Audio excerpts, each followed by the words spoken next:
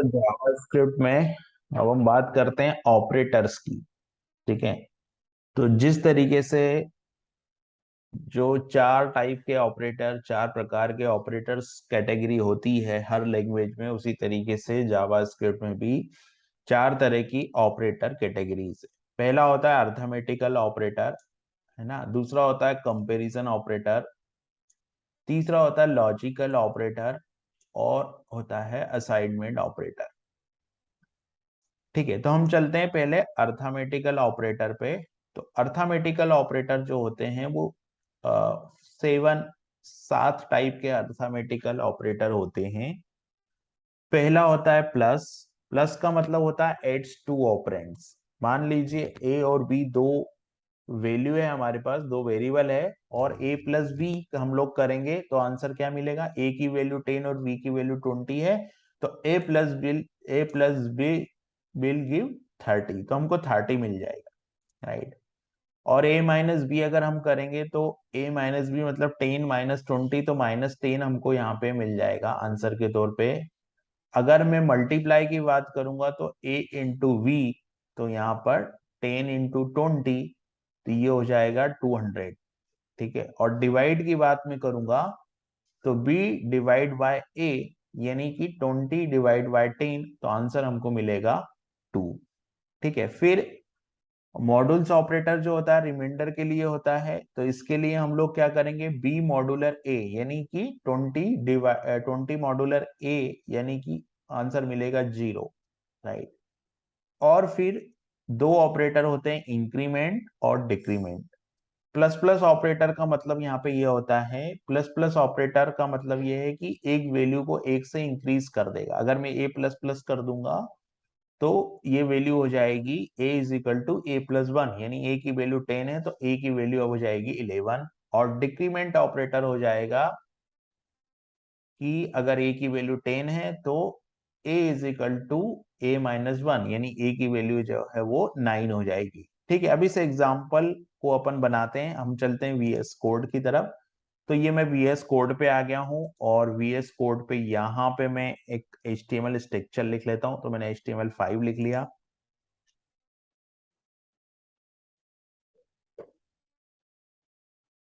है ना। ये HTML5 आ गया है, और यहाँ पे मैं स्क्रीन को थोड़ा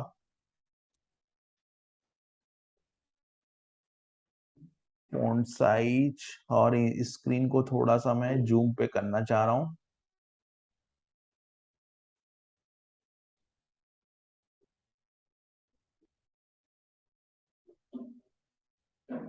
ठीक है, तो ये मैंने जूम पे कर लिया स्क्रीन। अब हम प्रोग्राम बनाते हैं अर्थमेटिकल ऑपरेटर के लिए, है ना। तो अर्थमेटिकल ऑपरेटर में मैं क्या करता हूं, लेट ए एक वेरिएबल ले लेता हूं मैं, और यहाँ पे मैं स्क्रिप्ट टैग मुझे लगाना होगा। सबसे पहले तो स्क्रिप्ट टैग लगा देता हूं, तो मैंने स्क्रिप्ट टैग लगा दिया। और यहाँ पे लेट ए एक वेरिएबल ले लेता हूं मैं यहाँ पे। तो मैंने ले लिया लेट ए एक वेरिएबल हो गया, ए कॉमा बी, ये एक वेरिएबल हो गया। फिर मैंने क्या किया, यहाँ पे मैंने लिखा कि डॉक्यूमेंट डॉक्यूमेंट डॉट, ये मैंने लिखा यहाँ पे डॉक्यूमेंट डॉट राइट, है ना। यहाँ पे मुझे लिखना पड़ेगा document dot right, document dot right मैंने लिखा, और यहाँ पे मैं करता हूँ ए प्लस बी। ठीक है, तो मैं यहाँ पे एक टैग लगा देता हूँ बी, ताकि थोड़ा सा बोल्ड उसमें फॉर्मेट में आए स्ट्रिंग। तो ये बी लगा दिया मैंने, और ए इज इक्वल टू यहाँ पे मैंने स्क्रीन को कन्केनेट किया प्लस से, और यहाँ पर ए आया, और फिर यहाँ पे प्लस हम लोगों ने लगाया, और यहाँ पे बी, बी यानी कि बी इज इक्वल टू लगा दिया, और v equal to plus B कर दिया। ठीक है, प्लस बी, और प्लस यहाँ पे मैंने जो है वो बी आर टेक को कर दिया बंद। तो ये डबल कोड के अंदर आ जाएगा, प्लस बी प्लस, और डबल कोड के अंदर ये आ जाएगा, और यहाँ पे मैंने बी टेक को बंद कर दिया, और यहाँ पे बी आर को मैंने बंद कर दिया, सिंपल। और यहाँ पे इसको मैंने बंद किया, और ये सेमीकोलन हो गया, सिंपल। अब अगर इस कोड को मैं रन करता हूं, तो मैंने सिंपल गो लाइव पे यहाँ क्लिक किया, तो गो लाइव पे प्लस करेंगे तो ए अनडिफाइंड और बी अनडिफाइंड आ रहा है। ऐसा क्यों आ रहा है? क्योंकि ए और बी की वैल्यू हम लोगों ने नहीं रखी। तो मान लीजिए मैं ए की वैल्यू रख देता हूँ 10 और बी की वैल्यू यहाँ पे रख देता हूँ 20। ये मैंने ए की और बी की वैल्यू यहाँ पे ए की वैल्यू 20 और बी की वैल्यू 20 कर दी, और यहाँ पे लेट बी कर दिया। Simple, let A is equal to 10, यहाँ सेमी कॉलम, और let B is equal to 20। ये हो गया। अभी क्या है कि इसका आउटपुट जो है वो कुछ ऐसे आना चाहिए। तो मैं क्या करता हूं यहाँ पे,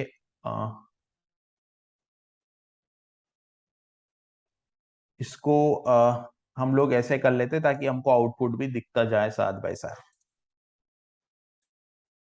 तो यहाँ पे स्ट्रिंग मैंने लिखी है, यहाँ पे मैंने लिखा है कि a इज इक्वल टू 10 और b इज इक्वल टू 20। ऐसे मैंने यहाँ पर वैल्यू लिख दी। सिंपल, ये वैल्यू मैंने यहाँ पे लिख दी है। और इसको और ऐसे कर देते थोड़ा सा, तो हमको यहाँ पे ज्यादा मार्जिन मिल जाएगा। ठीक है, अभी दूसरा मुझे लिखना है, तो मैं फिर से लिखता हूँ यहाँ पर कि डॉक्यूमेंट डॉट राइट। अब मैं यहाँ पे प्लस ऑपरेटर का यूज करूंगा।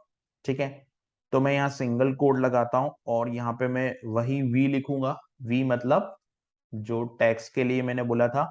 और यहाँ पे मैं लिख दूंगा सम इज के बाद में यहाँ पे मैं लिख दूंगा प्लस, और ये प्लस के बाद में यहाँ पे मैं लिख दूंगा ए प्लस बी, ए प्लस बी, और यहाँ पे प्लस लिख दूंगा मैं, और यहाँ पे मैं लिख देता हूँ बी।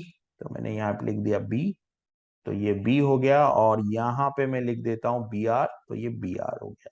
सिंपल, और इसको सेव कर दिया। तो आप देख रहे हैं आंसर हो गया 10। ए प्लस बी की जो वैल्यू है वो हो गई 10। इसको थोड़ा सा हम लोग ऐसे कर देते हैं, ए प्लस बी, है ना। तो सम इज, यहाँ पे थोड़ा स्पेस हो जाएगा। तो मैंने क्या लिखा यहाँ पर कि sum is A plus B, और यहाँ पे आ गया सम।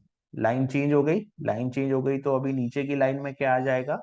जो अगली स्ट्रिंग है वो नीचे की लाइन में आ जाएगी। तो हम लोगों ने कौन सा ये देखा यहाँ पर? ये प्लस वाला देखा। उसी तरीके से हम लोग माइनस का जो ये 7 ऑपरेटर है, अर्थमेटिकल ऑपरेटर, तो इन सातों ऑपरेटर को हम लोग वन बाय वन लिखते हैं। तो मैं यहाँ पे लिख देता हूँ document dot right, document dot right लिखा, और डॉक्यूमेंट डॉट राइट के अंदर मेरे को ये मैं कॉपी कर लेता हूँ पूरा स्ट्रिंग। यहाँ पे मैंने कॉपी कर लिया, यहाँ पे मैंने इसको पेस्ट कर लिया, और यहाँ पर ए माइनस बी कर दिया, ए प्लस बी की जगह ए माइनस बी कर दिया। सिंपल। अभी हम लोग इसको रन करते हैं, क्या आउटपुट आता है यहाँ पे? कुछ प्रॉब्लम हुआ है यहाँ पे।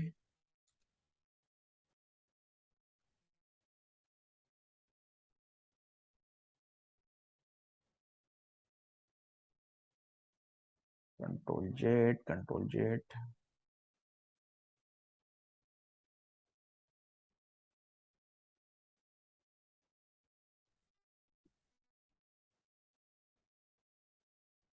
ठीक है, इसको सेव।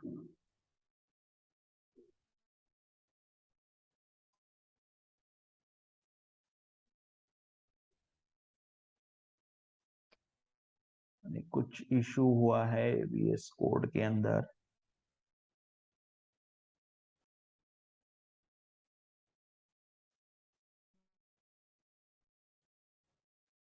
ठीक है, तो ये जो है मेरा ऑपरेटर यहाँ पे ए प्लस वी, और इस लाइन को मैं हटा देता हूँ यहाँ से। ठीक है, सेव करता हूँ कोड।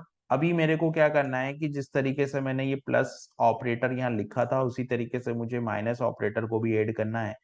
तो मैं इस लाइन को यहाँ पे सिंपल कॉपी करता हूँ, और यहाँ पर मैं सम जो प्लस ऑपरेटर था इसको हटा देता हूँ, और यहाँ पर मैं लिख देता हूँ ए माइनस बी।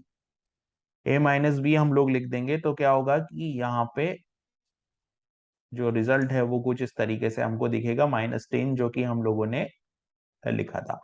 उसी तरीके से फिर आता है यहाँ पर मल्टीप्लाई। मल्टीप्लाई क्या करता है? Multiply both operands, multiply both operands. तो इसके लिए भी मैं क्या करता हूँ कि ये सेम जो कोड है यहाँ पे इसको कॉपी करता हूँ, और यहाँ पे हम लोग इस स्ट्रिंग को चेंज कर देते हैं। तो यहाँ पे मैं लिख देता हूँ मल्टीप्लाई, और यहाँ a इंटू बी कर देते हैं हम लोग। तो ये रिजल्ट जो है वो कुछ इस तरीके से हमको मिल जाएगा।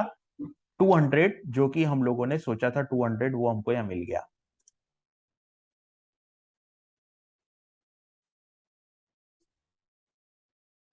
अभी नेक्स्ट है हमारा, नेक्स्ट ऑपरेटर क्या है हमारा, तो नेक्स्ट ऑपरेटर जो है वो डिवीजन और मोड ऑपरेटर। तो डिवीजन और मोड ऑपरेटर के लिए भी हम लोग सेम कुछ इसी तरीके से एक कोड यहाँ पे लिखते हैं हम लोग। तो मैंने डिवीजन और मोड ऑपरेटर को भी लिख दिया। तो डिवीजन और मोड ऑपरेटर का जो रिजल्ट है वो आ जाएगा, जैसे डिवीजन की बात हम करें तो डिवीजन में हम लोगों ने यहाँ पे 0.5 और यहाँ पे जो मोड है, मोड में यानी कि ए मोड वी यानी कि ए 10 है और बी जो है वो 20 है, राइट। तो ए मोड 2 यहाँ पे हम लोगों को कुछ, अगर मैं इसको वेरिएबल कर दूं और यहाँ पे हम इसको वेरी कर देते हैं तो क्या होता है, रिजल्ट में कुछ फर्क आता है, तो भी सेम ही होगा। ठीक है, तो ये इस तरीके से हम लोगों ने निकाला। यहाँ पर डिवाइड हम लोग करेंगे तो 0 पॉइंट, क्योंकि हम लोगों ने ए की जो वैल्यू है वो क्या रखी है और बी की जो वैल्यू है वो क्या रखी है हम लोगों ने। ठीक है, तो जो ए की वैल्यू है वो हम लोगों ने रखी थी A10 और B20। A10 और B20 के हिसाब से हम लोगों ने A10 और B20 के हिसाब से हम लोगों ने किया। ए डिवाइड ए डिवाइड, तो यहाँ पर बी डिवाइड ए होना चाहिए और बी डिवाइड ए हम लोगों को करना था डिवाइड बी डिवाइड ए। तो यहाँ पे हम लोगों ने को लिखना है बी डिवाइड ए और सेम यही स्ट्रिंग जो है वो आएगी मोड ऑपरेटर में। तो यहाँ बी डिवाइड ए, सिंपल, यह सेव किया और वापस से हम लोग गए तो ये डिवाइड 2 और मोड 0, ये रिजल्ट हमको मिल रहे हैं। तो ये हो गया हमारा अर्थमेटिक ऑपरेटर। अब हम लोग चलते हैं, जो दूसरी कैटेगरी हमारी वो है कंपैरिजन ऑपरेटर। तो कंपैरिजन ऑपरेटर में यहाँ पर अगर आप देखोगे तो एक नया ऑपरेटर आपको मिलेगा जो कि मिलेगा प्लस ट्रिपल इक्वल टू, जिसको हम लोग बोलते हैं 3 बार इक्वल टू, और ये नॉट इक्वल टू। तो ये जो है वो पीएचपी में है ये ऑपरेटर, है ना। तो इनका क्या मतलब होता है वो हम देखते हैं। देखिए जो यहाँ पर ये इसका जो मतलब है, राइट, यहाँ पर ये डबल इक्वल टू जो ऑपरेटर होता है ना, डबल इक्वल टू ऑपरेटर का मतलब यहाँ पे ये है कि अगर x है, मेरे एक वेरिएबल है मेरे पास, मान लीजिए a है और एक वेरिएबल मेरे पास b है, राइट। अगर a की वैल्यू यहाँ 5 है, अगर a की जो वैल्यू है वो 5 है और b की जो वैल्यू है वो इस तरीके से स्ट्रिंग में 5 है, तो भी ये जो ऑपरेटर है वो आंसर हमको देगा ट्रू। कहने का मतलब ये है कि ये केवल वैल्यू कंपेयर करेगा, है ना, केवल वैल्यू कंपेयर करेगा। इस चीज को समझने के लिए हम लोग एक एग्जांपल लेते हैं। हम लोग एक कोड लिखते हैं, यहाँ पर एक एग्जांपल लेते हैं। मान लीजिए हमारे पास एक एग्जांपल के लिए हम लोग चलते हैं VS कोड में, और यहाँ पर मैं एक और फोल्डर बना लेता हूँ। यहाँ पर मैं एक फोल्डर है, यहाँ पे एक न्यू फाइल बना लेता हूँ और इसको नाम दे देता हूँ example2.html। ठीक है, और यहाँ पर एक वायलरप्लेट कोड हम लोग जनरेट कर लेते हैं, विजुअल स्टूडियो जो डिफॉल्ट देता है वो।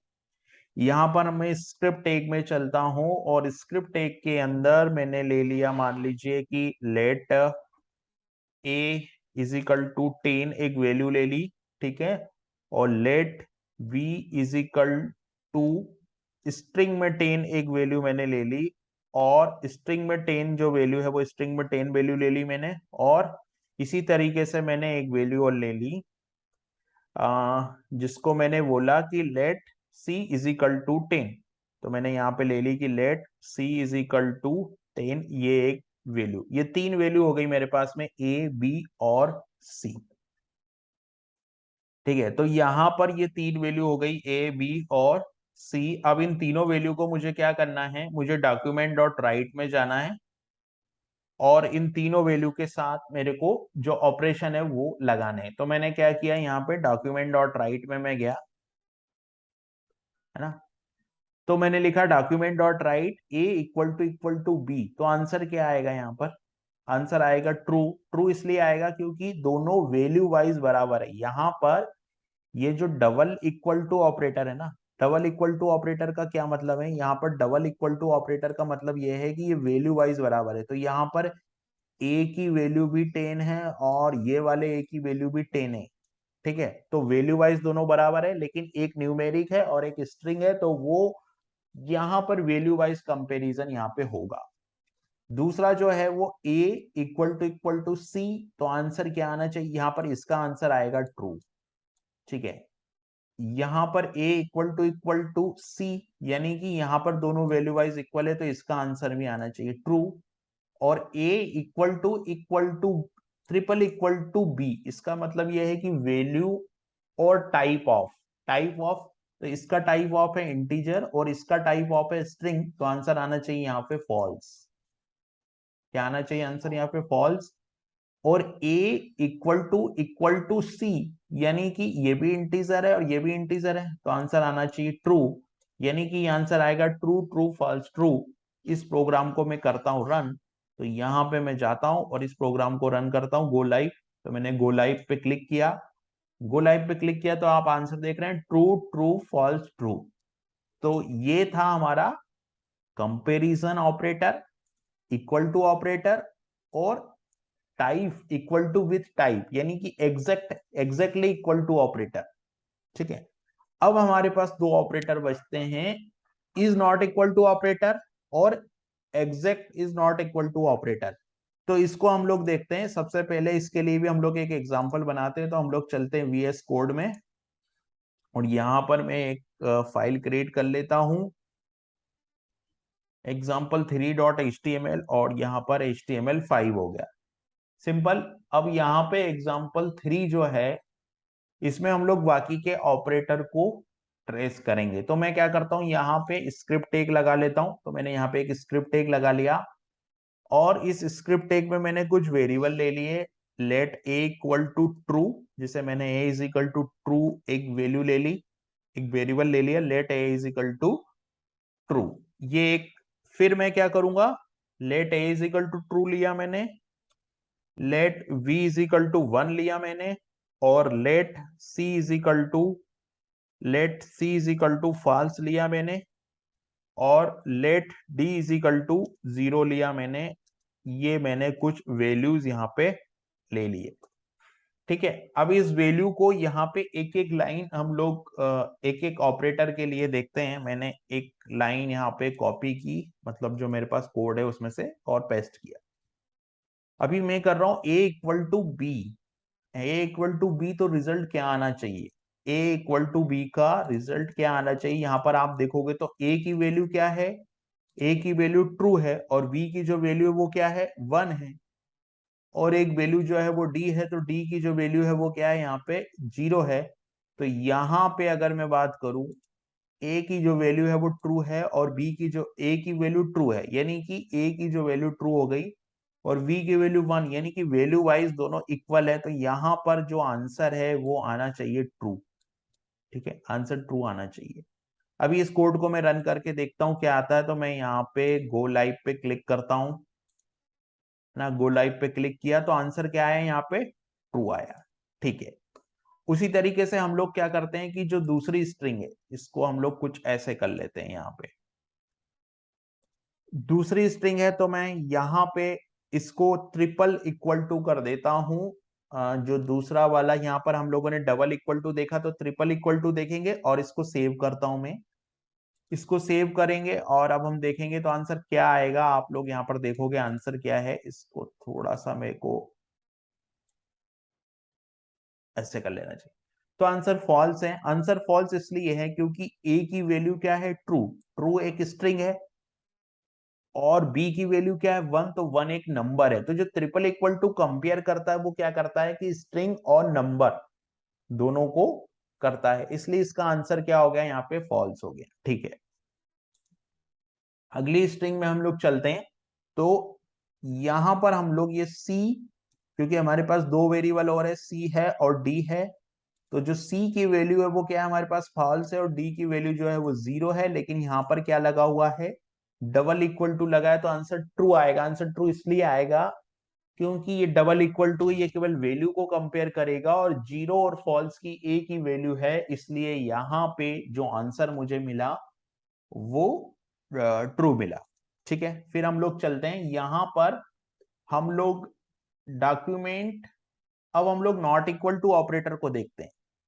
ठीक है, तो ये बोलता है कि ए नॉट इक्वल टू बी, यानी कि ए की वैल्यू ट्रू है और बी की जो वैल्यू है वो फॉल्स है ना। तो ये फॉल्स आया क्योंकि दोनों अलग अलग है, ए एक स्ट्रिंग है और बी जो है वो एक नंबर है। तो ए नॉट इक्वल टू बी, दोनों वैल्यू अलग अलग है, यानी दोनों का मतलब ट्रू है, क्योंकि वन का मतलब भी ट्रू है, जीरो और वन के फॉर्मेट में देखें तो। लेकिन दोनों की वैल्यू चेंज है, यहाँ पे ट्रू लिखा है, यहाँ पे वन लिखा है, इसलिए ए नॉट इक्वल टू बी जो है वो जीरो आया है। ठीक है, अब अगर मान लीजिए मैंने यहां पे एक और ये लगा दिया, a not equal to B, a not equal to B, तो इसका आंसर क्या आएगा यहाँ पर, a not equal to B, तो इसका आंसर ट्रू आएगा। ट्रू क्यों आएगा, क्योंकि दोनों ही दो दोनों का मतलब यहाँ पे ट्रू है, इसलिए इसका जो आंसर है वो ट्रू आएगा यहाँ पे। फिर आता है अगला ऑपरेटर, आता है यहाँ पर नेक्स्ट ऑपरेटर जो आता है वो आता है मेरा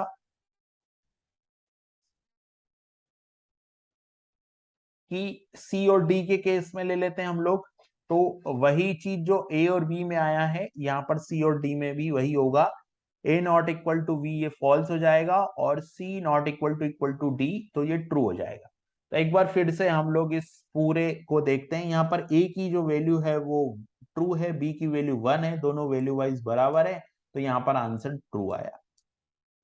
ए की जो वैल्यू है वो ट्रू है, वी की जो वैल्यू है वन है, और ट्रिपल इक्वल टू लगा है। ट्रिपल इक्वल टू का मतलब होता है वैल्यू और टाइप, तो वैल्यू और टाइप दोनों वाइज फॉल्स है, तो यहाँ पे फॉल्स आया। उसी तरीके से सी की वैल्यू फॉल्स है और डी की वैल्यू जीरो है, वैल्यू वाइज दोनों इक्वल है, इसलिए आंसर ट्रू आ गया। ए नॉट इक्वल टू बी, तो ए की जो वैल्यू है वो ट्रू है और बी की वैल्यू वन है, दोनों इक्वल नहीं है, तो जो आंसर है वो फॉल्स आ गया। फिर ए नॉट इक्वल टू बी, यानी कि ए की वैल्यू ट्रू है और बी की वैल्यू वन है, डेटा टाइप और वैल्यू वाइज दोनों इक्वल है, तो आंसर जो है वो ट्रू आ गया। और सेम वही चीज सी में है कि सी नॉट इक्वल टू डी, तो सी नॉट इक्वल डी के हैं क्योंकि सी की वैल्यू फॉल्स है और डी की वैल्यू जीरो है, तो आंसर फॉल्स आ गया। और सी नॉट इक्वल टू डी, तो ये जो वैल्यू है वो ट्रू आ गया। तो ये था हमारा कंपैरिजन ऑपरेटर। कंपैरिजन ऑपरेटर के बाद जो नेक्स्ट कैटेगरी हमारी है वो है यहाँ पे लॉजिकल ऑपरेटर। तो लॉजिकल ऑपरेटर तो सिंपल है, एंड और नॉट तीन होते हैं। अगर दोनों वैल्यू इक्वल है, जैसे मान लीजिए ए लेस देन 10 है ना, अभी ए की वैल्यू क्या मैंने एक्स की वैल्यू क्या दी, यहाँ पे 10 दी है ना, एक्स की वैल्यू 6 दी है, तो एक्स इज लेस देन 10, ये आंसर ट्रू है। और वाई की वैल्यू 3 दी है, तो Y is greater than one, तो आंसर ट्रू है, यानी कि दोनों कंडीशन ट्रू है लेफ्ट और राइट की, तो यहाँ पे आंसर ट्रू मिलेगा। दोनों में से एक भी कंडीशन ट्रू होगी तो फॉल्स मिलेगा। और यहाँ पर नॉट का मतलब है कि ये इक्वल नहीं है, एक्स इज ग्रेटर देन 8, तो ये जो है वो फॉल्स मिल जाएगा यहाँ पे आंसर। ठीक है, नॉट ऑपरेटर है। उसके बाद आता है assignment operator.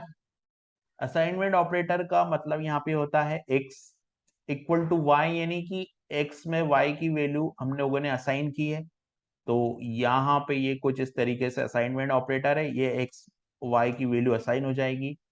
X plus equal to operator, plus equal to operator कहेगा कि X is equal to X plus one, तो मान लीजिए एक्स की जो भी वैल्यू है, एक्स की वैल्यू 10 है और वाई की वैल्यू 5 है, तो यहाँ पर एक्स की वैल्यू 15 हो जाएगी।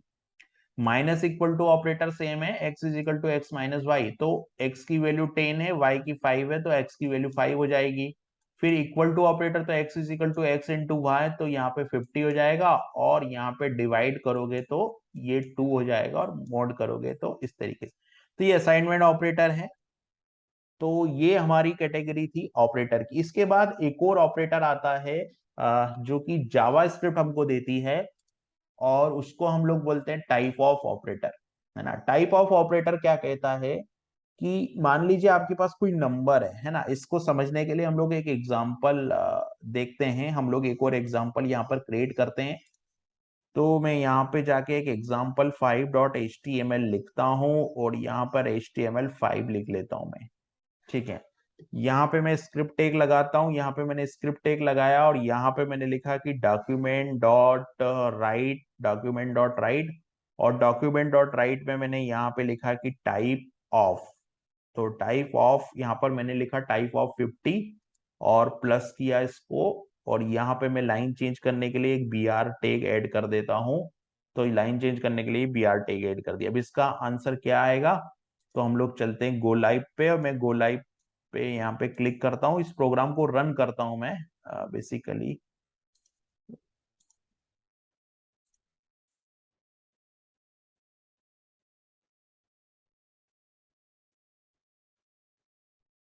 यहाँ पर इस प्रोग्राम को मैंने रन किया तो आप देख रहे हो नंबर, यानी कि इसकी टाइप जो है वो नंबर है। तो अगर डेवलपर को कभी ये जरूरत यहाँ पे पड़ती है कि किस किस, जैसे मान लो आपको कभी किसी वेरिएबल की टाइप जानना है या कोई ऑब्जेक्ट का टाइप जानना है, तो आप यहाँ पर टाइप ऑफ का यूज कर सकते हो। अब अगर मान लीजिए मैं यहाँ पे एक स्ट्रिंग लेता हूँ टाइप ऑफ की, तो मान लीजिए यहाँ टाइप ऑफ में मैं लिख देता हूँ यहाँ पर इंदौर, यहाँ पर मैं टाइप ऑफ में जाता हूँ, टाइप ऑफ में यहाँ पे मैं मान लो यहाँ लिख देता हूँ इंदौर, तो ये इंदौर कर दिया मैंने।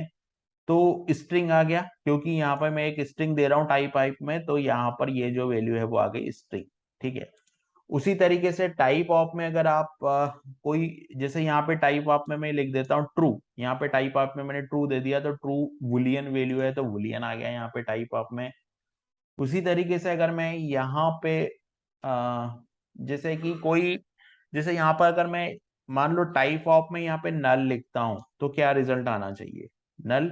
तो नल की टाइप यहाँ पे ऑब्जेक्ट आ गया, ऐसा क्यों हुआ, बेसिकली नल की जो टाइप है वो नल आना चाहिए, लेकिन यहाँ पे ऑब्जेक्ट आती, तो ये एक बग है जावास्क्रिप्ट में, और जिन्होंने जावास्क्रिप्ट बनाई है उन्होंने भी ये बोला है कि ये एक बग है जावास्क्रिप्ट में, और इसका अब कुछ नहीं हो सकता क्योंकि बहुत ज्यादा डेवलपमेंट इस पे हो गया है। तो अब इस गलती को सुधारना भी एक बहुत बड़ी गलती होगी, इसलिए ये जो है उसको हमको इसी तरीके से कंसीडर करना पड़ेगा।